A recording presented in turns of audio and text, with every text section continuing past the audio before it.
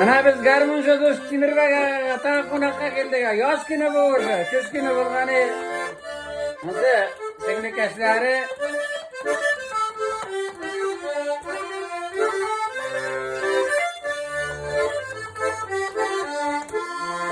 Temirbaga bir so'z tatira bir tilak so'z aytib yuboradi.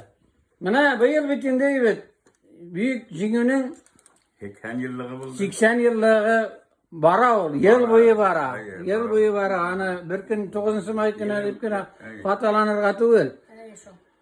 Bizning mana sening malaying, o'zingning malaying hali harbiy maxsus operatsiyada bitindi. Mana alar isen sağ qaytsinlar. Bana gelip gelip kaçırarsan inşallah.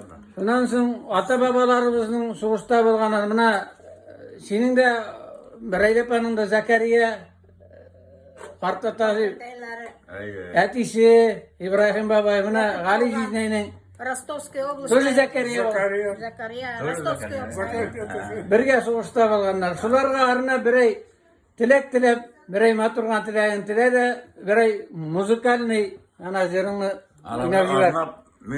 Arnap. El bu kırama bu. Mana şu garmunda qıran ki mana güzel de tınlay ufalanı gidip gitsen otur. Ziyaretlarga keldik. Hareket tuttum. Ayda bir kiyimle mana arnap soğuşta bolgan ata babaylarını qarap işke düşürüp şimdi şu azak duamını da okursın.